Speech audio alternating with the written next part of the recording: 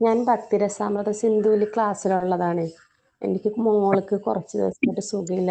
2-3 വട്ടമൊക്കെ അഡ്മിറ്റായി. അപ്പോൾ അതുകൊണ്ട് ഇന്ന് തിങ്കളാഴ്ച നടത്തിയ എക്സാം എഴുതാൻ പറ്റിയില്ല. എന്താ വെച്ചാൽ ബുക്ക് വായിക്കാൻ പറ്റില്ല. 2-3-4 മാസമായി തുടങ്ങിയിട്ട് വയ്യായിക്ക് എനിക്ക്. എക്സാം എഴുതാൻ പറ്റിയില്ല. എന്തോ എന്തോ മാതാജി ക്ലിയർ ആയില്ല. മാതാജി മെസ്സേജ് ഇട്ടിട്ടുണ്ടായിരുന്നു തോന്നുന്നു. അതെ അതെ മെസ്സേജ് ഇട്ടിരുന്നു ഞാൻ. സാരില്ല, അത് കഴിഞ്ഞിട്ട് ചെയ്താൽ മതി. കുഴപ്പമില്ലല്ലോ ഇല്ലേ? ഇല്ല ഇല്ല കുഴപ്പമില്ല, മതി. സാരില്ല കേട്ടോ. ഹരേ കൃഷ്ണ മാതാജി. ഹരേ കൃഷ്ണ. പ്രണാം മാതാജി. ഹരേ കൃഷ്ണ. ഓം നമോ ഭഗവതേ വാസുദേവായ. ഓം നമോ ഭഗവതേ വാസുദേവായ. ഓം നമോ ഭഗവതേ വാസുദേവായ. ഓം അജ്ഞാനതിമിരാന്ധസ്യ ജ്ഞാനാഞ്ജനശലാകയ ചക്ഷുരുന്മീലിതം യേന തസ്മൈ ശ്രീ ഗുരവേ നമഃ. നമോ വിഷ്ണുപാദായ കൃഷ്ണപ്രേഷ്ഠായ ഭൂതലേ ശ്രീമതേ ഭക്തിവേദാന്ത സ്വാമിനിതി നാമിനേ. നമസ്തേ സാരസ്വതേ ദേവേ ഗൗരവാണി പ്രചാരിണേ നിർവിശേഷ ശൂന്യവാദി പാശ്ചാത്യദേശധാരിണേ. ജയ ശ്രീ കൃഷ്ണ ചൈതന്യ പ്രഭു നിത്യാനന്ദ ശ്രീ അദ്വൈത ഗദാധര ശ്രീവാസാദി ഗൗരഭക്തവൃന്ദ. ഹരേ കൃഷ്ണ കൃഷ്ണ കൃഷ്ണ ഹരേ ഹരേ, ഹരേ രാമ രാമ രാമ ഹരേ ഹരേ. ഹരേ കൃഷ്ണ. ശ്രീ ശ്രീ രാധാ ഗോവിന്ദ് ടെമ്പിൾ ഇസ്കോൺ മാംഗ്ലൂരിന്റെ ഭഗവത്ഗീത ക്ലാസ്സിലേക്ക് എല്ലാവർക്കും സ്വാഗതം. ഹരേ കൃഷ്ണ. എല്ലാവർക്കും പ്രണാമം. ഇന്ന് അധ്യായം 8 പരമപദ പ്രാപ്തി. 8ാമത്തെ അധ്യായം പരമപദം പ്രാപിക്കുന്നതിനെ കുറിച്ചാണ്. പരമപദം പ്രാപിക്കാന്ന് വെച്ചാല് എന്താണ്? ഭഗവാന്റെ പാദത്തിലേക്ക് എത്തുക, പരമപദത്തിലേക്ക് എത്തുക. അതാണ് ഇതില് പറയുന്നത്. അതെപ്പോഴാണ് നമുക്ക് സാധിക്കുന്നത്? മരണത്തിന് ശേഷം അല്ലെ. ഈ അധ്യായത്തില് പറയുന്നത് മരണത്തെ കുറിച്ചും നമ്മളെ ആ സമയത്തെ കുറിച്ചൊക്കെയാണ് നമ്മൾ 8ാമത്തെ അധ്യായത്തില് പറയുന്നത്. അധ്യായം 8 പരമപദ പ്രാപ്തി. ശ്രീ ശ്രീ രാധാ ഗോവിന്ദ് കി ജയ്, ശില പ്രഭുപാദ് കി ജയ്. അധ്യായം 8-ന് 28 ശ്ലോകങ്ങളാണുള്ളത്. അതിന് 6 ഭാഗങ്ങളാക്കിയിട്ട് തിരിച്ചിട്ട് 1ാമത്തെ ഭാഗത്തില് 4 വരെ 1 മുതൽ 4 വരെ അർജുനന്റെ ചോദ്യങ്ങൾക്ക് ഭഗവാൻ നൽകുന്ന ഉത്തരങ്ങളും, പിന്നെ 2ാമത്തെ ഭാഗത്തില് 8 വരെയുള്ള ശ്ലോകത്തില് മരണവേളയിൽ ഭഗവാനെ സ്മരിക്കുന്നതിനെ കുറിച്ചാണ് പറയുന്നത്.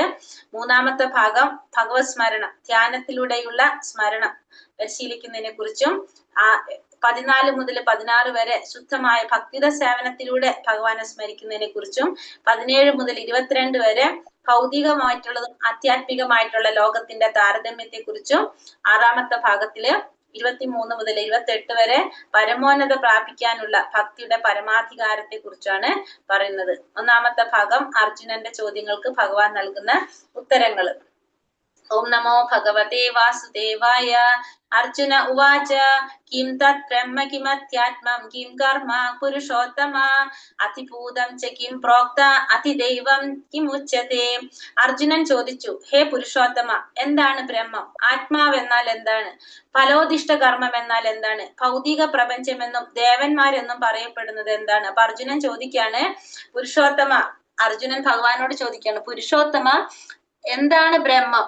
ആത്മാവെന്നാൽ എന്താണ്? ഫലോദിഷ്ട കർമ്മം എന്നാൽ എന്താണ്? ഭൗതിക പ്രപഞ്ചമെന്നും ഈ ദേവന്മാരെന്നും പറയപ്പെടുന്നത് എന്താണ് എന്നാണ് ഭഗവാനോട് അർജുനൻ ചോദിക്കുന്നത്. വൈദിക നിഘണ്ടു അനുസരിച്ച് മനസ്സ്, ശരീരം, ജീവൻ, ഇന്ദ്രിയങ്ങൾ ഇവയ്ക്കെല്ലാം ആത്മാവ് എന്ന പേര് അനുയോജ്യമാണ്. അപ്പൊ ആത്മാവ് എന്ന് പറഞ്ഞാല് മനസ്സിനെയും പറയാം, ശരീരത്തിനെയും പറയാം, ജീവാത്മാവിനെയും പറയാം, ഇന്ദ്രിയങ്ങളെയും പറയാം. ഓരോ സാഹചര്യത്തിനനുസരിച്ചാണ് അവിടെ ആ പദം ഉപയോഗിക്കപ്പെടുന്നത് എന്നാണ് പറയുന്നത്. ഇതിനൊക്കെ അനുയോജ്യമാണ് ആത്മാവ് എന്ന പദം. അത് യജ്ഞകഥം കോത്ത ദേഹേസ്മിൻ മധുസൂദന പ്രയാണകാലേ ച കഥം ജ്ഞേയോസി നിയതാത്മഭിഹി. മധുസൂദന, ആരാണ് യജ്ഞദേവത? ഈ ശരീരത്തിൽ അദ്ദേഹം എങ്ങനെയാണ് കുടികൊള്ളുന്നത്? ഭക്തിയുടെ സേവന നിരതരായവർക്ക് മരണവേളയിൽ അങ്ങയെ എങ്ങനെ അറിയാൻ കഴിയും? അപ്പൊ ആരാണ് യജ്ഞദേവത? ആരാണ്?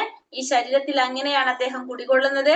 ഭക്തിയുത സേവനത്തിന് നിരതരായവർക്ക് മരണവേളയിൽ അങ്ങയെ എങ്ങനെയാണ് അറിയാൻ കഴിയുന്നത്? അതാണ് അർജുനൻ ചോദിക്കുന്ന ചോദ്യം. അപ്പൊ യജ്ഞദേവത ആരാണ്? അത് ഇന്ദ്രനാകാം, വിഷ്ണുവാകാം. വാസ്തവത്തിൽ സന്ദേഹ സൂചകങ്ങളായി ഈ ചോദ്യങ്ങൾ കൃഷ്ണാവബോധമുള്ള ഭക്തനായ അർജുനന്റെ മനസ്സിൽ ഉദിക്കാൻ പാടില്ലാത്തതായിരുന്നു. പക്ഷെ ഈ സംശയങ്ങൾ എന്ന് പറയുന്നത് ഒരു രാക്ഷസനെ പോലെയാണ്. രാക്ഷസന്മാരെ കൊല്ലുന്നതിൽ വിദഗ്ധനാണ് ഭഗവാൻ കൃഷ്ണൻ. അതുകൊണ്ടാണ് ഭഗവാൻ ഇവിടെ അർജുനൻ മധുസൂദന എന്ന് അഭിസംബോധന ചെയ്തിരിക്കുന്നത്. കാരണം തന്റെ മനസ്സിലുള്ള സംശയങ്ങളെ അസുരങ്ങളായിട്ടുള്ള സംശയങ്ങളാണ്. അത് കൃഷ്ണൻ നശിപ്പിക്കുമെന്നാണ് ഇവിടെ എന്തർത്ഥമാക്കുന്നത്? ഇവിടെ മധുസൂദന എന്ന സംബോധന കൊണ്ട് അർത്ഥമാക്കുന്നത്. അപ്പൊ ഭഗവാൻ എന്താ പറയുന്നത്? ശ്രീ ഭഗവാനുവാച അക്ഷരം ബ്രഹ്മ പരമം സ്വഭാവോധ്യാത്മമുച്യതേ ഭൂതഭാവാത് ഭവകരോ വിസർഗ കർമ്മ സംചിതഃ. ശ്രീ ഭഗവാൻ പറഞ്ഞു, അവിനാശിയും അതീന്ദ്രിയനുമായ ആത്മാവാണ് ബ്രഹ്മം. ബ്രഹ്മത്തിന്റെ ശാശ്വത പ്രകൃതി അധ്യാത്മം എന്ന് പറയപ്പെടുന്നു. ജീവാത്മാക്കളുടെ ഭൗതിക ശരീരത്തിന്റെ വികസനത്തിന് വേണ്ടി ചെയ്യുന്ന പ്രവർത്തനങ്ങളെ കാമ്യകർമ്മങ്ങൾ എന്ന് പറയുന്നു. അപ്പോ അവിനാശിയും ഒരിക്കലും നശിക്കാത്ത അതീന്ദ്രിയനായിട്ടുള്ള ആത്മാവിനെയാണ് ഇവിടെ ബ്രഹ്മം എന്ന് പറയുന്നത്. ആ ബ്രഹ്മത്തിന്റെ ശാശ്വതമായ പ്രകൃതി, ആ ബ്രഹ്മത്തിന്റെ സ്വഭാവത്തെ അധ്യാത്മം എന്ന് പറയുന്നു. ജീവാത്മാക്കളുടെ ആ ഭൗതിക ശരീരത്തിന്റെ വികസനത്തിന് വേണ്ടിയിട്ട് ചെയ്യുന്ന പ്രവർത്തനങ്ങളെയാണ് എന്ന് പറയുന്നത് കാമ്യകർമ്മങ്ങൾ എന്ന് പറയുന്നത്. അപ്പൊ ആ ശരീരം നിലനിർത്താൻ വേണ്ടി ജീവാത്മാവ് ചെയ്യുന്ന പ്രവർത്തനങ്ങളാണ് കാമ്യകർമ്മങ്ങൾ എന്ന് പറയപ്പെടുന്നത്. വൈദിക സാഹിത്യ പ്രകാരം ജീവാത്മാവിനെ ബ്രഹ്മം എന്ന് പറയും. പക്ഷെ ഒരിക്കലും പരബ്രഹ്മം എന്ന് വിശേഷിപ്പിക്കാറില്ല. ജീവാത്മാവ് എപ്പോഴും എന്താണ്? ബ്രഹ്മമാണ്, പരമാത്മാവാണ് എന്ത്? പരബ്രഹ്മം എന്ന് അറിയപ്പെടുന്നത്. അതിഭൂതം ക്ഷരോ ഭാവ പുരുഷശ്ചാതി ദൈവതം അതിയജ്ഞോഹമേവാത്ര ദേഹേ ദേഹാഭൃതാം വര. ഹേ ശരീരം കൈക്കൊണ്ടവരിൽ ശ്രേഷ്ഠനായവനെ, എപ്പോഴും മാറിക്കൊണ്ടിരിക്കുന്ന ഈ ഭൗതിക പ്രകൃതിയാണ് അതിഭൂതം. ആ സൂര്യനെയും ചന്ദ്രനെയും ദേവന്മാരെയും ഉൾക്കൊള്ളുന്ന ഭഗവാന്റെ വിശ്വരൂപം അതിദൈവം എന്നും, സകല ശരീരങ്ങളുടെയും ഹൃദയത്തിൽ വാണരുളുന്ന പരമാത്മാവായ ഭഗവാൻ അതിയജ്ഞൻ എന്നും അറിയപ്പെടുന്നു. അപ്പോ എന്താ പറയണത്? ഭഗവാൻ പറയുന്നത് എപ്പോഴും മാറിക്കൊണ്ടിരിക്കുന്ന ഭൗതിക പ്രകൃതിയെ അതിഭൂതം എന്ന് പറയുന്നു. സൂര്യനും ചന്ദ്രനും ദേവന്മാരും എല്ലാം ഉൾക്കൊള്ളുന്ന ഭഗവാന്റെ വിശ്വരൂപം അതിദൈവം എന്ന് പറയുന്നു. സകല ശരീരങ്ങളുടെയും ഹൃദയത്തിൽ വാണരുളുന്ന പരമാത്മാവായ ഭഗവാൻ അതിയജ്ഞൻ എന്ന് അറിയപ്പെടുന്നു. അപ്പൊ ഭഗവാനെയാണ് അതിയജ്ഞൻ എന്ന് അറിയപ്പെടുന്നത്. അപ്പൊ മരണവേളയില് ഭഗവാനെ സ്മരിക്കുന്നതിനെ കുറിച്ച് പറയുന്നത് അന്തകാലേ ച മാമേവ സ്മരൻ മുക്ത കളേവരം യപ്രയാതി സമദ്ഭാവം യയാതീനാസ്തിത്ര സംശയഃ. മരണസമയത്ത് എന്നെ തന്നെ സ്മരിച്ചുകൊണ്ട് ശരീരം ത്യജിക്കുന്നവൻ എന്റെ ഭാവത്തെ ഉടൻ തന്നെ പ്രാപിക്കുമെന്ന് സംശയമില്ല. അപ്പൊ മരണസമയത്ത് ആരാണോ എന്നെ തന്നെ സ്മരിച്ചുകൊണ്ട് ശരീരം വെടിയുന്നത് അവൻ ഉടനെ തന്നെ എന്റെ ഭാവത്തെ പ്രാപിക്കുമെന്നുള്ളതിന് യാതൊരു സംശയവുമില്ല എന്നാണ് ഭഗവാൻ പറയുന്നത്. ഈ ശ്ലോകം കൃഷ്ണാവബോധത്തിന്റെ പ്രാധാന്യത്തെ കുറിച്ച് നമുക്ക് പറഞ്ഞു തരുന്നതാണ്. കൃഷ്ണാവബോധത്തോടു കൂടി ദേഹത്യാഗം ചെയ്യുന്ന വ്യക്തിക്ക് ഉടനെ തന്നെ ഭഗവാന്റെ അതീന്ദ്രിയ ഭാവം കൈക്കൊള്ളാനായിട്ട് സാധിക്കും. അപ്പൊ ഭക്തിപൂർവമായിട്ടുള്ള സേവനത്തിലൂടെ കൃഷ്ണാവബോധം പുലർത്തി പോരാത്തൊരു ജീവന് പവിത്രത ഇല്ലാത്തത് കൊണ്ട് എന്തുണ്ടാവില്ല? കൃഷ്ണസ്മരണ സാധ്യമാവില്ല. അതുകൊണ്ട് ജീവിതത്തിന്റെ ആരംഭഘട്ടം മുതൽക്ക് തന്നെ നമ്മൾ എന്ത് വേണം? കൃഷ്ണാവബോധം ശീലിക്കണം. നിര്യാണ വേളയിൽ വിജയം കഴിക്കണമെങ്കിൽ കൃഷ്ണസ്മരണ അത്യന്താപേക്ഷിതമാണ്. അപ്പൊ നമ്മുടെ ഒരു തെറ്റായ ധാരണയാണല്ലോ. ഇപ്പൊ നമ്മൾ കഴിഞ്ഞ ക്ലാസ്സിൽ പറഞ്ഞുള്ളൂ, മാതാജി പറഞ്ഞത് 90 വയസ്സായെന്ന് ചോദിച്ചു. അതായത് നമ്മളെ ധാരണ എന്താണ്? ജീവിതത്തിന്റെ അവസാന ഘട്ടത്തിലാണ് നമ്മൾ എന്ത് ചെയ്യേണ്ടത്? ഭഗവാനെ വിളിക്കേണ്ടതാണ്. അപ്പൊ ഇവിടെ ഭഗവാൻ പറയുന്നത് ജീവിതത്തിന്റെ ആരംഭഘട്ടം മുതൽക്ക് തന്നെ നമ്മൾ എന്ത് ചെയ്തിരിക്കണം? കൃഷ്ണാവബോധം പരിശീലിച്ചിരിക്കണം. നിര്യാണ വേളയിൽ വിജയം കൈവരിക്കണമെങ്കിൽ കൃഷ്ണസ്മരണ നമുക്ക് അത്യന്താപേക്ഷിതമാണ് എന്നാണ് ഇവിടെ പറയുന്നത്. യം യം വാപ്യ സ്മരൻ ഭാവം ത്യജത്യന്തേ കളേവരം തം തമേ വൈതി കൗന്ദേയ സദാ തദ്ഭാവ ഭാവിതഃ. എന്തിനെ കുറിച്ചാണോ മരണവേളയിൽ ഒരാൾ സ്മരിക്കുന്നത്, ഹേ കുന്തിപുത്ര, അയാൾ തീർച്ചയായും അതിനെ പ്രാപിക്കും. ഇപ്പൊ എന്തിനെ കുറിച്ചാണോ മരണസമയത്ത് ഒരാൾ സ്മരിക്കുന്നത്, കുന്തിപുത്ര അയാൾക്ക് തീർച്ചയായിട്ടും അതിനെ പ്രാപിക്കാൻ സാധിക്കുമെന്നാണ് പറയുന്നത്. അപ്പൊ മരണസമയത്ത് നമ്മുടെ ചിന്ത എന്താണോ അതനുസരിച്ച് നമുക്ക് അതിനെ പ്രാപിക്കാൻ സാധിക്കും. അപ്പൊ ഭഗവാനെ സ്മരിച്ചാൽ ഭഗവാനെ പ്രാപിക്കാം. അതല്ല വേറെ എന്തെങ്കിലും സ്മരണയാണ് നമ്മളിൽ ഉണ്ടാകുന്നെങ്കിൽ നമുക്ക് അതാണ് വന്നു ചേരുന്നത്. കൃഷ്ണ സ്മരണയുടെ ശരീരം ത്യജിക്കുന്നവർ അതീന്ദ്രിയമായ ഭഗവത് പദം പോകുന്നു. അപ്പൊ ഭഗവാനെ സ്മരിച്ചുകൊണ്ട് കൃഷ്ണ സ്മരണയോട് കൂടിയാണ് ശരീരം വെടിയെങ്കിൽ നമുക്ക് ഓട്ടോമാറ്റിക്കലി ഭഗവാന്റെ ആ പരമപദം പോകാനായിട്ട് സാധിക്കും. മറ്റേതെങ്കിലും സ്മരണ പുലർത്തിക്കൊണ്ട് മരിക്കുന്നവർ ഈ അവസ്ഥയിലെത്തുകയില്ല. ഇത് സവിശേഷ ശ്രദ്ധ അർഹിക്കുന്ന സംഗതി. അപ്പൊ നമ്മൾ മനസ്സിലാക്കേണ്ട, ശ്രദ്ധയോട് കൂടി ചിന്തിക്കേണ്ട ഒരു കാര്യമാണ്, നമ്മൾ എന്ത് സ്മരണയാണോ നമുക്ക് ഉണ്ടാക്കുന്നത് അതനുസരിച്ചാണ് നമ്മുടെ അടുത്ത എന്താ പറയാ നമുക്ക് ഭഗവാനെ പ്രാപിക്കാൻ സാധിക്കോ ഇല്ല എന്നുള്ളത് മനസ്സിലാക്കാൻ സാധിക്കുന്നത്. തസ്മാത് സർവേഷു കാലേഷു മാമനുസ്മര യുത്യച്ച മയ്യർപ്പിത മനോബുദ്ധിർ മാമേ വൈഷ്യസ്യ സംശയ. അതുകൊണ്ട് എന്ത് ചെയ്യണം അർജുന, നീ ശ്രീകൃഷ്ണ രൂപത്തിൽ നീ എന്നെ എപ്പോഴും ഓർമ്മിക്കണം. അതോടൊപ്പം തന്നെ നിയത കർമ്മമായി യുദ്ധം നിർവഹിക്കുകയും ചെയ്യുക. സ്വകർമ്മങ്ങളെല്ലാം എനിക്കായി അർപ്പിച്ചും മനോബുദ്ധികളിൽ എന്നെ ഉറപ്പിച്ചും ഇരുന്നാൽ നീ എന്നെ പ്രാപിക്കും, സംശയമില്ല. അപ്പൊ അതുകൊണ്ട് അർജുന, നീ എന്ത് വേണം, ശ്രീകൃഷ്ണന്റെ രൂപത്തിൽ നീ എപ്പോഴും എന്നെ ഓർക്കണം എന്നാണ് ഭഗവാൻ പറയുന്നത്. പിന്നെ അത് മാത്രല്ല, ഭഗവാൻ ഓർത്താൽ മാത്രം പോരാ, നീ നിന്റെ നിയത കർമ്മങ്ങള് നീ ചെയ്യാൻ വേണം. അതെങ്ങനെ ചെയ്യണം? എനിക്കായി അർപ്പിച്ചുകൊണ്ട് എന്നിൽ മനോബുദ്ധി, നിന്റെ മനസ്സും ബുദ്ധിയൊക്കെ എന്നിൽ ഉറപ്പിച്ചുകൊണ്ട് നീ ചെയ്തു കഴിഞ്ഞാൽ നിനക്ക് എന്നെ പ്രാപിക്കാൻ സാധിക്കും എന്നിവിടെ ഭഗവാൻ പറയാണ്. തങ്ങളുടെ നിർദ്ദിഷ്ട കർമ്മം നിറവേറ്റുന്നതിൽ നിന്ന് പിന്തിരിയാൻ ഭഗവാൻ ആരെയും പ്രേരിപ്പിക്കുന്നില്ല. ഒരാൾക്ക് ഈ പ്രവർത്തികൾ തുടരുന്നതോടൊപ്പം തന്നെ ഹരേ കൃഷ്ണ മഹാമന്ത്രം ഉച്ചരിച്ചുകൊണ്ട് ഭഗവത് സ്മരണം പുലർത്തുകയും ചെയ്യും. അപ്പോ ഭഗവാൻ എന്താ പറയുന്നത്? എല്ലാവരോടും അവരവരുടെ നിർദ്ദിഷ്ട കടമകൾ, ചുമതലകൾ നിറവേറ്റാനാണ് പറയുന്നത്. അതൊരിക്കലും അതിൽ നിന്ന് പിന്മാറാൻ ഭഗവാൻ ആരെയും ഉപദേശിക്കുന്നില്ല. നേരെ മറിച്ച് ഒപ്പം തന്നെ നമ്മൾ എന്ത് ചെയ്യണം? ഭഗവാന്റെ സ്മരണ പുലർത്തിക്കൊണ്ട്, അതായത് ഹരേ കൃഷ്ണ മഹാമന്ത്രം ഉച്ചരിക്കുകയും വേണമെന്നാണ് ഭഗവാൻ ഇവിടെ പറയുന്നത്. അഭ്യാസയോഗയുക്തേന ചേതസാനാന്യഗാമിന പരമം പുരുഷം ദിവ്യം യാതി പാർത്ഥാനു ചിന്തയൻ.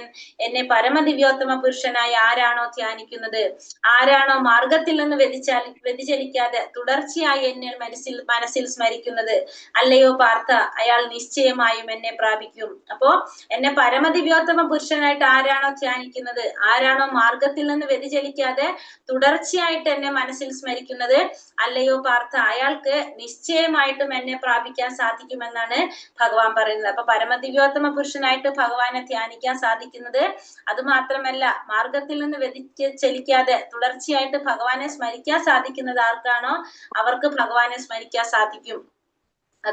അതിനിവിടെ പറയുന്ന ഒരു ഉദാഹരണം എന്താ പറയുന്നത്? ശലഭമായി തീരാൻ തീവ്രമായിട്ട് ആഗ്രഹമുള്ള ഒരു പുഴു അതേ ജന്മത്തിൽ തന്നെ ശലഭമായി മാറുന്നത് കാണാം. അങ്ങനെ നിരന്തരം കൃഷ്ണനെ പറ്റി ചിന്തിച്ചു കൊണ്ടിരുന്നാല് നമുക്കും എന്ത് സാധിക്കും? കൃഷ്ണന്റേത് പോലുള്ള രൂപം ലഭിക്കും. അപ്പൊ ഒരു ശലഭമായിട്ട് തീരാൻ ആഗ്രഹിക്കുന്ന പുഴു, അത്രയും ആഗ്രഹം ഉണ്ടെങ്കിൽ ആ ജന്മത്തിൽ തന്നെ ശലഭമായിട്ട് മാറാൻ സാധിക്കും. അപ്പൊ നമ്മളും നിരന്തരം ഭഗവാനെ കുറിച്ച് ചിന്തിച്ചു കൊണ്ടിരുന്നാലോ നമുക്കും കൃഷ്ണന്റേത് പോലുള്ള രൂപം ലഭിക്കുമെന്നാണ് പറയുന്നത്. അപ്പൊ ഇനി രണ്ട് തരത്തിലൊന്ന് ധ്യാനമാർഗത്തിലൂടെയുള്ള സ്മരണ പരിശീലനത്തെ കുറിച്ചാണ് പറയുന്നത്. മൂന്നാമത്തെ ഭാഗം, കവിം പുരാണ മനുശാസിതാരം അണോരണീയാം സമനുസ്മരേത്യ സർവസ്യ ധാതാരമചിന്യ രൂപം ആദിത്യവർണം തമസാ പരസ്താത്.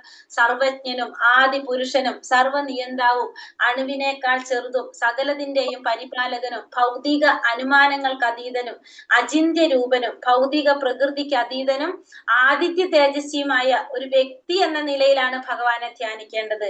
ദിവ്യനും ഭൗതിക പ്രകൃതിക്ക് അതീതനുമാണ് അവിടുന്ന്. അപ്പൊ ഭഗവാൻ എങ്ങനെയാണ് ധ്യാനിക്കേണ്ടത്? സർവജ്ഞനാണ് ഭഗവാൻ, എല്ലാം അറിയുന്നവനാണ്. നമ്മുടെ ഭൂതവും ഭാവിയും വർത്തമാനം എല്ലാം ആർക്കറിയാം? ഭഗവാൻ അറിയാം. ആദി പുരുഷനാണ് ഭഗവാൻ, സർവ്വതിന്റെ നിയന്താവാണ് ഭഗവാൻ, അണുവിനേക്കാൾ ചെറുതാണ്, സകലതിന്റെയും പരിപാലകനാണ്, ഭൗതിക അനുമാനങ്ങൾക്ക് അതീതനാണ്, അചിന്യ രൂപനാണ്. നമ്മൾ ചിന്തിക്കുന്നതിന്റെ അപ്പുറത്താണ് ഭഗവാന്റെ രൂപം. ഭൗതിക പ്രകൃതിക്ക് അതീതനും ആദിത്യ തേജസ്വി, അതായത് ഭഗവാൻ സൂര്യനേക്കാൾ, ആദിത്യം എന്ന് വെച്ചാൽ സൂര്യൻ, സൂര്യന്റെ തേജസ്സുള്ള മാറ്റുള്ള അത്രയും തേജസ്വി ആയിട്ടുള്ള ഒരു വ്യക്തി എന്ന നിലയിലായിട്ടാണ്, വ്യക്തിയായിട്ടാണ് പറയുന്നത്. ഭഗവാൻ ഒരു വ്യക്തിയാണ് ഭഗവാൻ. ആ നിലയിലാണ് ഭഗവാനെ ധ്യാനിക്കേണ്ടത്. ദിവ്യനും ഭൗതിക പ്രകൃതിക്ക് അതീതനുമാണ് ഭഗവാൻ എന്നാണ് ഇവിടെ പറയുന്നത്. അപ്പൊ ഭഗവാൻ എങ്ങനെയാ ധ്യാനിക്കേണ്ടത്? 10 വഴികൾ, വ്യത്യസ്ത വഴികൾ പറയാണ്. കവിയും എന്താണ് പറഞ്ഞത്? സർവജ്ഞനാണ് ഭഗവാൻ. ഭൂതം ഭാവി വർത്തമാനങ്ങളെ അറിയുന്നവനാണ്. പുരാണം എല്ലാം ഭഗവാനിൽ നിന്നാണ് ജനിച്ചത്. അനുശാസിതാരം എല്ലാത്തിന്റെ നിയന്താവായിട്ട്. അണോരണീയം അണുവിനേക്കാൾ ചെറുത്. പിന്നെ ധാതാരം പരിപാലകനായിട്ട്. എല്ലാ ഭൗതിക സങ്കല്പങ്ങൾക്കും അപ്പുറം. എല്ലാ മഹാഗ്രഹങ്ങളും ഭഗവാന്റെ ശക്തിയാൽ നീന്തി നടക്കുന്നു. പിന്നെ ഭഗവാന്റെ രൂപം എപ്പോഴും ഒരു വ്യക്തിയായിട്ടാണ് ഭഗവാനെ നമ്മൾ കാണേണ്ടത്. അചിന്യമാണ്, നമ്മുടെ ചിന്തകൾക്ക് അപ്പുറത്താണ്, അചിന്യം. പിന്നെ ആദിത്യവർണ്ണം സൂര്യനെ പോലെ പ്രകാശിക്കുന്നതാണ് ഭഗവാൻ. തമസ പരസ്ത തമസിന്റെ അപ്പുറത്ത് ദിവ്യമായിട്ട്. അപ്പൊ സൂര്യനെ പോലെ പ്രകാശിക്കുമ്പോ അവിടെ എന്തില്ല? തമസില്ല. അപ്പൊ തമസിന്റെ അപ്പുറത്ത് ദിവ്യമായിട്ട്. അതേ രീതിയിലാണ് നമ്മൾ ആരെ കാണേണ്ടത്? ഭഗവാനെ കാണേണ്ടത്. അപ്പൊ പരമസത്യം അവ്യക്തിഗതമാണെന്ന് നിരാകരിക്കുന്നു. അപ്പോൾ നിരാകാര ബ്രഹ്മമാണ് ഭഗവാൻ എന്ന് പറഞ്ഞാൽ ഒരു വ്യക്തിയല്ല, രൂപമില്ല എന്ന് പറയുന്നതിനെ ഇവിടെ എന്താണ്? അതിനവിടെ നിരാകരിക്കുകയാണ് ചെയ്യുന്നത്. ഭഗവാൻ ഒരു വ്യക്തിയായിട്ടാണ് ഇവിടെ പറയുന്നത്. ഭഗവാൻ ഒരു രൂപമുണ്ട്, ആ രൂപത്തെ ധ്യാനിക്കാനാണ് ഇവിടെ ശുപാർശ ചെയ്യുന്നത്. അപ്പൊ എല്ലാ ദേവീ ദേവതന്മാരും എല്ലാവരും എന്താണ് ചെയ്യുന്നത്? ഭഗവാന്റെ ആ വ്യക്തി രൂപത്തെ ധ്യാനിക്കുന്നവരാണ് എല്ലാവരും. പ്രയാണകാലേ മനസാചലേന ഭക്ത്യാ യുക്തോ യോഗബലേന ചൈവ ധ്രുവോർ മധ്യേ പ്രാണമാവേശ്യ സമ്യക് സതം വരം പുരുഷമുപൈതി ദിവ്യം. മരണസമയത്ത് യോഗാനിഷ്ഠ പൂണ്ട് സ്ഥിരമനസ്കനായി പരിപൂർണ ഭക്തിയോടെ ഭ്രൂമധ്യത്തിൽ പ്രാണവായുവിന് ഉറപ്പിച്ചുകൊണ്ട് ഭഗവത് സ്മരണ ചെയ്യുന്നവർ തീർച്ചയായും പരമപുരുഷനെ പ്രാപിക്കും. അപ്പൊ മരണസമയത്ത് യോഗാനിഷ്ഠ പൂണ്ട് സ്ഥിരമനസ്കനായിട്ട് പരിപൂർണ ഭക്തിയോടെ ഭ്രൂമധ്യത്തിൽ പ്രാണവായുവിനെ ഉറപ്പിച്ചുകൊണ്ട് ഭഗവത് സ്മരണ ചെയ്യുന്നവർക്ക് എന്ത് സാധിക്കും? തീർച്ചയായിട്ടും ഭഗവാനെ സ്മരിക്കാനായിട്ട് സാധിക്കും, ഭഗവാനെ പ്രാപിക്കാനായിട്ട് സാധിക്കും എന്നാണ് പറയുന്നത്. അപ്പൊ മരണസമയത്ത് യോഗാനിഷ്ഠ പൂണ്ട് സ്ഥിരമനസ്കനായിട്ട് പരിപൂർണ ഭക്തിയോടുകൂടി ഭ്രൂമധ്യത്തില് പ്രാണവായുവിനെ ഉറപ്പിച്ചുകൊണ്ട്, പരിപൂർണ ഭക്തിയോടെ ഭ്രൂമധ്യത്തില് 2 പുരികങ്ങൾക്ക് സെന്ററിൽ, അതാണ് ഭ്രൂമധ്യത്തില് പ്രാണവായുവിനെ ഉറപ്പിച്ചുകൊണ്ട് ഭഗവത് സ്മരണ ചെയ്യുന്നവർക്ക് എന്ത് സാധിക്കും? ഭഗവാനെ പ്രാപിക്കാനായിട്ട് സാധിക്കുമെന്നാണ് പറയുന്നത്. അപ്പൊ ആസന്ന മൃത്യുവായിട്ടുള്ള ഒരാൾക്ക് പെട്ടെന്ന് ഭഗവാനെ സ്മരിക്കാനാവില്ല. ഏതെങ്കിലും യോഗാനുഷ്ഠാനം, വിശേഷിച്ചും ഭക്തിയോഗം അയാൾ പരിശീലിച്ചിരിക്കണം. അപ്പൊ മരണസമയത്ത്, മരണാവസ്ഥയില് മനസ്സ് അത്യന്തം അസ്വസ്ഥമാണ്. അതിനാൽ ഒരാൾ ജീവിത ദശയിൽ തന്നെ യോഗാചര്യയിലൂടെ ആദിത്യ ഭാവം ശീലിക്കേണ്ടിയിരിക്കുന്നു. അപ്പോ നമ്മള് എന്ത് വേണം? യോഗാനുഷ്ഠാനം, ഭക്തിയോഗം നമ്മൾ പരിശീലിക്കണം എന്നാണ് ഇവിടെ പറയുന്നത്. ഇവിടെ പറയുന്നത് ധ്യാനയോഗത്തെ കുറിച്ചാണ്. ധ്യാനത്തിലൂടെ ഭക്തി പ്രാക്ടീസ് ചെയ്യുന്നതിനെ കുറിച്ചാണ് പറഞ്ഞത്. അതുകൊണ്ടാണ് പറയുന്നത്. അപ്പൊ നമ്മളിവിടെ ധ്യാനയോഗ ഭക്തി പരിശീലനം ചെയ്തിരിക്കണം. മരണാവസ്ഥയിൽ മനസ്സ് അസ്വസ്ഥമാണ് അത്യന്തം. അതുകൊണ്ട് തന്നെ ജീവിത ദശയിൽ തന്നെ നമ്മൾ യോഗാചര്യയുടെ അതീന്ദ്രിയ ഭാവം ശീലിക്കേണ്ടതാണ്. അപ്പൊ നമുക്ക് മരണസമയത്ത് ധ്യാനിക്കുന്നതിനെ കുറിച്ച് ഇവിടെ പറയണം. ഭ്രൂമധ്യത്തില് എന്താ പറയാ, നമ്മൾ ആ പ്രാണനെ എന്താ നമ്മള് ശ്ലോകത്തിൽ പറഞ്ഞത്? മരണസമയത്ത് യോഗാനിഷ്ഠ പൂണ്ട് സ്ഥിരമനസ്കനായിക്കൊണ്ട് പരിപൂർണ ഭക്തിയോട് കൂടി ഭ്രൂമധ്യത്തിലെ പ്രാണവായുവിനെ ഉറപ്പിച്ചുകൊണ്ട് ഭഗവത് സ്മരണ ചെയ്യുക. അങ്ങനെയുള്ളവർക്ക് പരമപുരുഷനെ പ്രാപിക്കാനായിട്ട് സാധിക്കും. യദക്ഷരം വേദവിദോ വദന്തി വിശന്തി യദ്യർത്ഥയോ വീതരാഗ യദിച്ഛന്തോ ബ്രഹ്മചര്യം ചരന്തി തത്തേ പദം സംഗ്രഹേണ പ്രവേക്ഷ്യേ. വേദപഠനം ചെയ്യുന്നതും ഓങ്കാരം ഉരുവിടുന്നവരും സന്യാസി വര്യന്മാരും ഏത് ബ്രഹ്മപദം പോകുന്നുവോ, ഏത് പരിപൂർണതയെ ആഗ്രഹിച്ച് ബ്രഹ്മചര്യം സ്വീകരിക്കുന്നുവോ, മോക്ഷപ്രാപ്തിക്ക് കാരണമായ ഈ പ്രക്രിയയെ ഇനി ഞാൻ വിവരിച്ചു തരാം. അപ്പൊ വേദപഠനം ചെയ്യുന്നവര്, ഓങ്കാരം ഉരുവിടുന്നവര്, സന്യാസി വര്യന്മാര്, ബ്രഹ്മപദം പോകുന്നത്, ഇവരൊക്കെ ഏത് പരിപൂർണതയെ ആഗ്രഹിച്ചാണോ ബ്രഹ്മചര്യം സ്വീകരിക്കുന്നത്, മോക്ഷപ്രാപ്തിക്ക് കാരണമായിട്ടുള്ള ആ പ്രക്രിയ, അതിനെ കുറിച്ച് ഞാൻ ഇനി പറഞ്ഞു തരാം. അപ്പൊ ഇവരെല്ലാവരും എന്താ ആഗ്രഹിച്ചാണ് ഇതൊക്കെ ചെയ്യുന്നത്, ഈ പ്രക്രിയകളൊക്കെ ചെയ്യുന്നത്. അപ്പൊ അതിന് കാരണമായിട്ടുള്ളത് എന്താണോ അത് ഞാൻ ഇനി പറഞ്ഞു തരാന്നാണ് ഭഗവാൻ ഇവിടെ പറയുന്നത്. ഭ്രൂമധ്യത്തിൽ പ്രാണവായുവിനെ കേന്ദ്രീകരിച്ച് അനുഷ്ഠിക്കേണ്ടുന്ന ഷഡ്ചക്ര യോഗത്തെ ഭഗവാൻ അർജുനന് ഉപദേശിച്ചു. ഇതിന്റെ അനുഷ്ഠാനത്തെ പറ്റി അർജുനന് അറിവില്ലാത്തത് കൊണ്ട് തന്നെ അടുത്ത ശ്ലോകങ്ങളിൽ ആ യോഗ പദ്ധതിയെ വിശദീകരിക്കുകയാണ്. അപ്പോൾ ഇവിടെ ഭഗവാൻ അർജുനന് ഷഡ്ചക്ര യോഗ പദ്ധതിയെ കുറിച്ചാണ് ഇവിടെ പറഞ്ഞു കൊടുക്കുന്നത്. അപ്പൊ അർജുനൻ അതിനെ കുറിച്ച് അറിവില്ലാത്തത് കൊണ്ട് ആ ശ്ലോകങ്ങളില് അടുത്ത ശ്ലോകങ്ങളിൽ ആ പദ്ധതിയെ കുറിച്ചാണ് ഇവിടെ പറയുന്നത്. അതെങ്ങനെയാണ്? സർവദ്വാരാണി സംയമ്യ മനോഹൃതി നിരുദ്ധ്യ ച മൂർധന്യാധായാത്മന പ്രാണം ആസ്ഥിതോ യോഗധാരണം. ഇവിടെ പറഞ്ഞ പ്രകാരം യോഗം പരിശീലിക്കണമെങ്കിൽ ആദ്യമായി വേണ്ടത് ഇന്ദ്രിയങ്ങളുടെ കഥക അടയ്ക്കുകയാണ്. ഇപ്രകാരം ഇന്ദ്രിയങ്ങളെ സംയമിപ്പിച്ച് മനസ്സിനെ ഹൃദയത്തിൽ ഏകാഗ്രമാക്കുകയും പ്രാണവായുവിനെ മൂർധാവിൽ സ്ഥിരീകരിക്കുകയും ചെയ്താൽ യോഗസ്ഥനാകാം. അപ്പൊ ഇവിടെ പറഞ്ഞ രീതിയില് യോഗം പരിശീലിക്കണമെങ്കിൽ ആദ്യമായിട്ട് എന്ത് വേണം? ഇന്ദ്രിയങ്ങളുടെ കഥ കടയ്ക്കണം. അപ്പൊ ഇപ്രകാരം ഇന്ദ്രിയങ്ങളെ സംയമിപ്പിച്ച് മനസ്സിനെ ഹൃദയത്തിൽ ഏകാഗ്രമാക്കുക, പ്രാണവായുവിനെ മൂർധാവിൽ സ്ഥിരീകരിക്കുകയും ചെയ്തു കഴിഞ്ഞാൽ എന്ത് സാധിക്കും? യോഗസ്ഥനാകാനായിട്ട് സാധിക്കും. അത് തന്നെ. അപ്പൊ നമ്മൾ എന്ത് വേണം? ഇന്ദ്രിയങ്ങളുടെ കഥ കടയ്ക്കണം. പിന്നെ ഇന്ദ്രിയങ്ങളൊക്കെ സംയമനം ചെയ്യിപ്പിച്ചുകൊണ്ട്, അതായത് നിയന്ത്രിച്ചുകൊണ്ട് മനസ്സിനെ ഹൃദയത്തിൽ ഏകാഗ്രമാക്കണം. എന്നിട്ട് എന്ത് വേണം? പ്രാണവായുവിനെ മൂർധാവിൽ സ്ഥിരീകരിച്ചുകൊണ്ട് യോഗസ്ഥനാകാം. ഇവിടെ പറഞ്ഞതുപോലുള്ള യോഗാനുഷ്ഠാനത്തിന് ആദ്യമായി വേണ്ടത് സർവ്വ ഇന്ദ്രിയങ്ങളുടെയും കവാടങ്ങൾ അടയ്ക്കുകയാണ്. ഇതിനെയാണ് പ്രത്യാഹാരം എന്ന് പറയുന്നത്.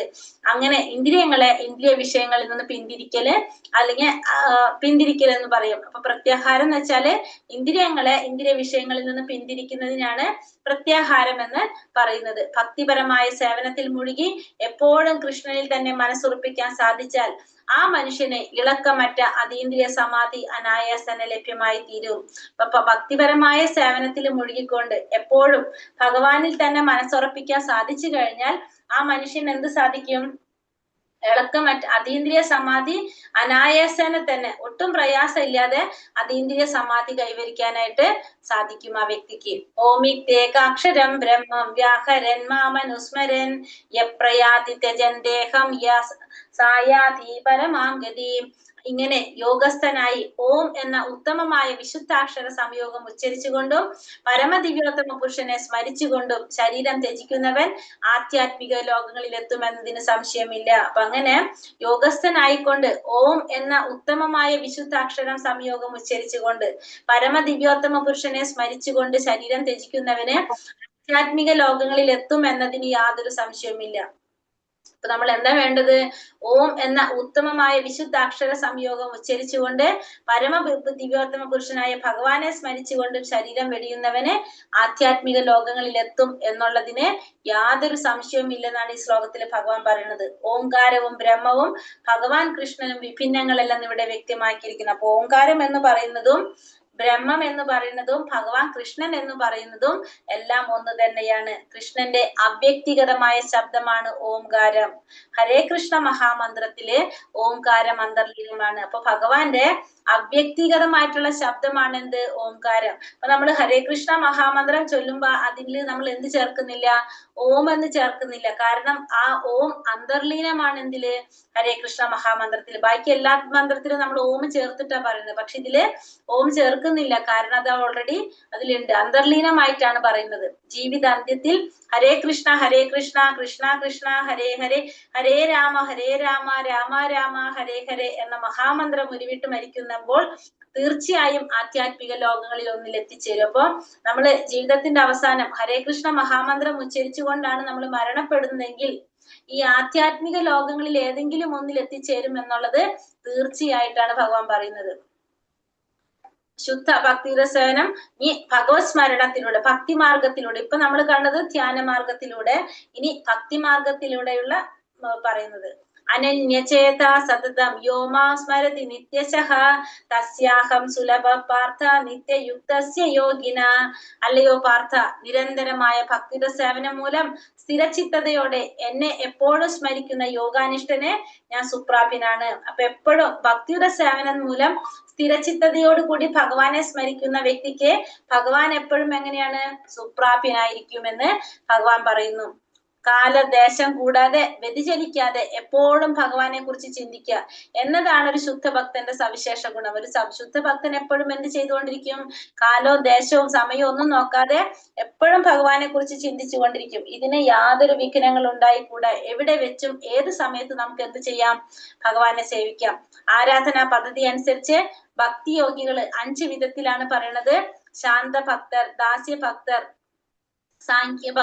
ശാന്തഭക്തർ, ദാസ്യഭക്തർ, സാഖ്യഭക്തർ, വാത്സല്യം, മാധുര്യം. അപ്പൊ ശാന്തം, ദാസ്യം, സഖ്യം, വാത്സല്യം, മാധുര്യം, ഈ 5 തരത്തില് എന്ത് ചെയ്യാം? ആരാധന നടത്താം. ശാന്തഭാവത്തില്, ദാസ്യഭാവത്തില്, സഖ്യഭാവത്തില്, വാത്സല്യഭാവത്തില്, മാധുര്യഭാവത്തില്, ഏത് രീതിയിൽ വേണമെങ്കിലും നമുക്ക് എന്ത് ചെയ്യാം? ഭഗവാനെ നമുക്ക് ആരാധിക്കാം. മാമുപേത്യ പുനർജന്മ ദുഃഖാലയം അശാശ്വതം നാപ്നുവന്തി മഹാത്മാന സംസിദ്ധി പരമാം ഗതഃ. ഭക്തിയോഗം കൊണ്ട് എന്നെ പ്രാപിച്ച മഹാത്മാക്കൾ പരിപൂർണത നേടിയവരായതുകൊണ്ട് തന്നെ പിന്നീട് ദുഃഖപൂർണവും അസ്ഥിരവുമായ ഈ ലോകത്തിലേക്ക് തിരിച്ചു വരുന്നില്ല. അപ്പൊ ഭക്തിയോഗം കൊണ്ട് ഭഗവാനെ പ്രാപിച്ച മഹാത്മാക്കള് പരിപൂർണത നേടിയവരാണ്. അതുകൊണ്ട് തന്നെ അവർക്ക് വീണ്ടും എന്ത് വരുന്നില്ല? ഈ ദുഃഖം നിറഞ്ഞ അസ്ഥിരമായ ഈ ലോകത്തിലേക്ക് തിരിച്ചു വരേണ്ടതായിട്ട് അവർക്ക് വരുന്നില്ല. അസ്ഥിരമായി പ്രപഞ്ചം ജനനം, വാർദ്ധക്യം, രോഗമരണം എന്നിവയാൽ ക്ലേശബഹുലമാകിയാൽ പരിപൂർണത നേടി ഈ ഗോലോക വൃന്ദാവനം എന്ന കൃഷ്ണലോകം പ്രാപിച്ച ഒരാൾക്ക് തിരിച്ചു വരാൻ ആഗ്രഹിക്കുന്നില്ല. അപ്പൊ ഗോലോക വൃന്ദാവനത്തിലേക്ക് ആര് തിരിച്ചു വരില്ല? ഈ എങ്ങനെയാണ് ഭൗതിക ലോകം, ഭൗതിക പ്രപഞ്ചം ക്ലേശബഹുലമായി കഴിഞ്ഞാൽ പരിപൂർണത നേടിയ ഒരു വ്യക്തി ഈ ഗോലോക വൃന്ദാവനത്തിലേക്ക് തിരിച്ചു വരാൻ ആഗ്രഹിക്കുന്നില്ല. കാരണം ഈ ഭൗതിക ലോകം എന്താണ്? ദുഃഖാലയമാണ്, ദുഃഖത്തിന്റെ ആലയമാണെന്നാണ് പറയുന്നത്. ആ ബ്രഹ്മ ഭുവന ലോക പുനരാവർത്തിനോർജുന മാമുപേത്യാത്തു കൗന്ദേയ പുനർജന്മാന വിദ്യതേ. ഭൗതിക ലോകത്തിന്റെ സർവോന്നതമായ ഗ്രഹം ബ്രഹ്മലോകം മുതല് ഏറ്റവും അധമമായിട്ടുള്ള ലോകങ്ങൾ വരെ എങ്ങനെയാണ്? ജനന മരണങ്ങൾ ആവർത്തിച്ചു കൊണ്ടിരിക്കുന്ന ദുരിതങ്ങളായിട്ടുള്ള, ദുരിതപൂർണമായിട്ടുള്ള സ്ഥലങ്ങളാണ്. കുന്തിപുത്ര, എന്റെ പരമപദത്തിൽ എത്തിയവനാകട്ടെ പിന്നീട് ജന്മം എടുക്കേണ്ടത് വരില്ല. അപ്പൊ ബ്രഹ്മലോകം തൊട്ട് ഏറ്റവും അധമമായിട്ടുള്ള ലോകം വരെ ജനന മരണങ്ങൾ ഇങ്ങനെ ആവർത്തിച്ചു കൊണ്ടേയിരിക്കുന്നതാണ്. മാത്രമല്ല ദുരിതം നിറഞ്ഞ സ്ഥലങ്ങളാണ് അതൊക്കെ. പക്ഷെ ഭഗവാന്റെ പരമപദത്തിൽ എത്തിക്കഴിഞ്ഞാലോ പിന്നീട് ജന്മം എടുക്കേണ്ടതായിട്ട് വരുന്നില്ല. ഉത്കൃഷ്ട ഗ്രഹങ്ങളിൽ വസിച്ച് കൃഷ്ണാവബോധത്തിൽ പുരോഗമിക്കുന്നവർ കൂടുതൽ കൂടുതൽ ഉത്കൃഷ്ടമായ ഗ്രഹങ്ങളിലേക്ക് ഉയർന്നു പോകുന്നു. അപ്പൊ പിന്നെന്ത് വരില്ല? മഹാപ്രളയകാലത്ത് ശാശ്വതമായിട്ടുള്ള ആധ്യാത്മിക ധാമത്തിലേക്ക് എത്തും. പിന്നീട് വീണ്ടും ജന്മം എടുക്കേണ്ടതായിട്ട് വരുന്നില്ല. എന്നാൽ ബ്രഹ്മലോകത്തിൽ വെച്ച് കൃഷ്ണാവബോധം പരിശീലിച്ചില്ലെങ്കിലോ അയാൾക്ക് ഭൂമിയിലേക്ക് തിരിച്ചു വരേണ്ടി വരും വീണ്ടും. അപ്പൊ ബ്രഹ്മലോകത്തിൽ ചെന്നാലും നമ്മൾ അവിടെയും എന്ത് ചെയ്യണം? കൃഷ്ണാവബോധം പരിശീലിച്ചിരിക്കണം, ഭക്തിയുടെ സേവനം ചെയ്യണം. അല്ലെങ്കിൽ നമുക്ക് വീണ്ടും ഭൂമിയിലേക്ക് തിരിച്ചു വരേണ്ടതായിട്ട് വരും. ഹരേ കൃഷ്ണ കൃഷ്ണ കൃഷ്ണ ഹരേ ഹരേ, ഹരേ രാമ രാമ രാമ ഹരേ ഹരേ. വഞ്ചകൽപതരൂപേശ്ച കൃപാ സിന്ധോഭ്യവച പതിതാനാം പാവനേഭ്യോ വൈഷ്ണവേഭ്യോ നമോ നമഃ. അനന്ത കോടി വൈഷ്ണവ ഭക്തവൃന്ദ കി ജയ്. ശ്രീല പ്രഭുപാദ് കി ജയ്. ഗുരുദേവ് കി ജയ്. നിത്തായ് ഗൗര പ്രമാനന്ദേ. ഹരി ഹരി ബോൾ. ഹരേ കൃഷ്ണ.